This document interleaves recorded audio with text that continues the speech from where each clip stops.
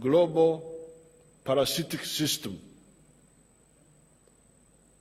The present global system is parasitic. A parasite is the one who takes from you and doesn't give back to you.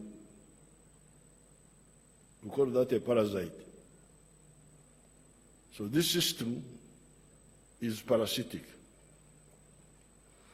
In the last 60 years, I have been involved in the struggle against this modern slavery for Africa. The curse of producing raw materials for cleverer people in the world to add value to those raw materials and get much more value from them. For the last 60 years and more, I have been involved in struggle against all this. Some years ago, a Western company came and proposed to mine the uranium. They came here, said they want to mine the uranium. I asked them, mine it and take it where? They said, export it. That was their answer. I asked them, export it for what purposes? They told me, you want to take the uranium, but have you had a rumor that there are some human beings here?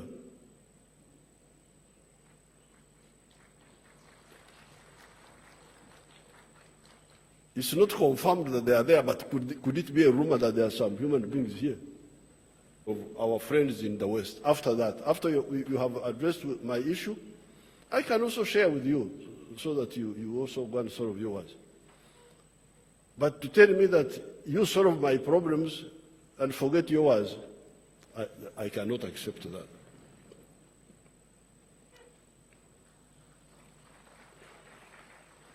They never came back. They never came back. So the uranium of Uganda is sleeping in the ground until we are ready to use it. We have now agreed with the Russians and the Koreans to build 2 nuclear power stations for electricity of 15,600 megawatts total. Imagine, just 2 stations will produce 15,000 megawatts. One, 7,200 megawatts, the other one, 8,400 megawatts. Our biggest dam on the Nile is the Karuma, with 640 megawatts. The hydro. The biggest opposition of our plan of building an integrated national economy has been mainly internal, from some elements of the political and bureaucratic classes who perform the role of comprador bourgeoisie, agents of foreign interests Mao Zedong talked about in China. I banned them. I'm not popular in some areas.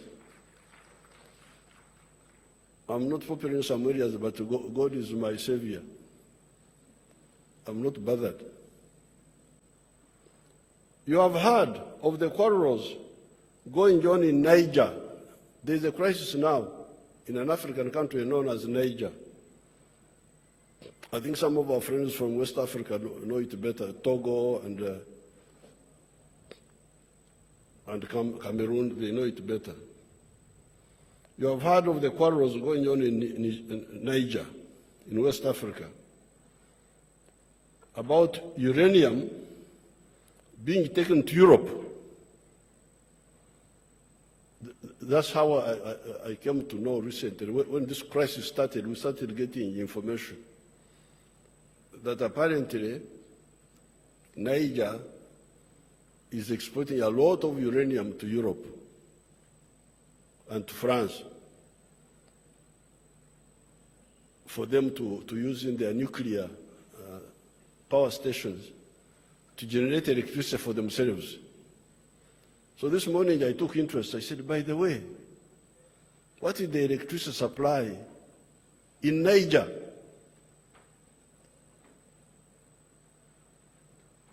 Before you sell uranium to the other person, how about you? What's happening to you? Now I found, I was told, there is a measurement they call kilowatt hour per capita. Kilowatt hour per capita. Apparently, the kilowatt hour per capita of electricity in Niger is 51. 51. Every person in Niger is using 51 kilowatt hour per capita. The GDP of Niger is $613. Now, here in Uganda, our kilowatt hour per capita was very low, was like this some years ago, was as low as this one of Niger. But now it's about 300, still very low, but that's where it is. Then how about the United States? What is the kilowatt hour per capita of the United States? 12,000.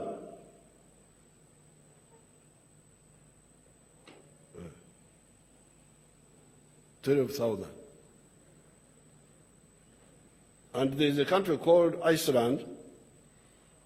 It has got a lot of electricity. Of course, they have got a small population, but it is 54,000. African economy is stunted. I had jumped this, very sorry, very sorry.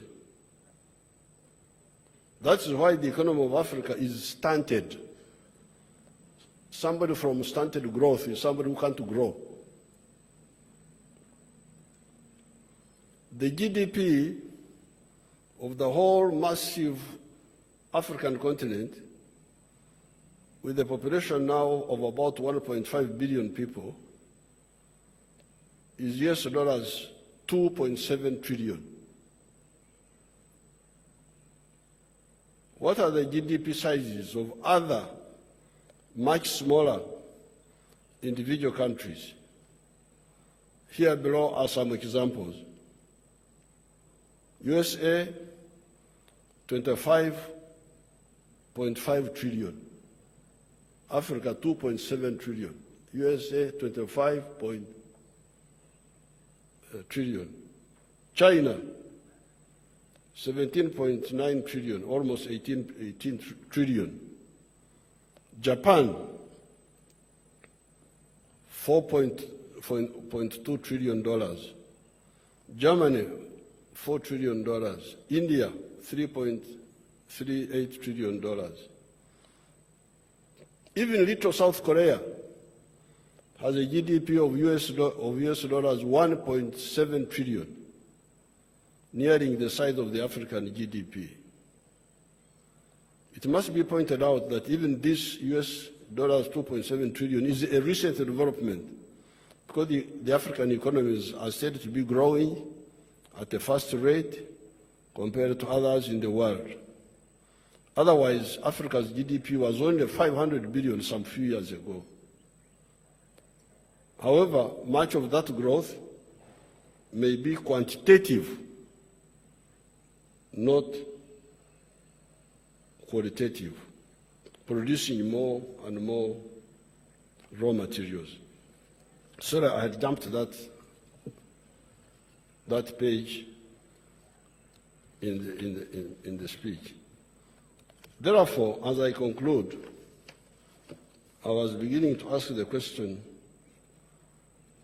if Africa gets more money from value-added products of its raw materials,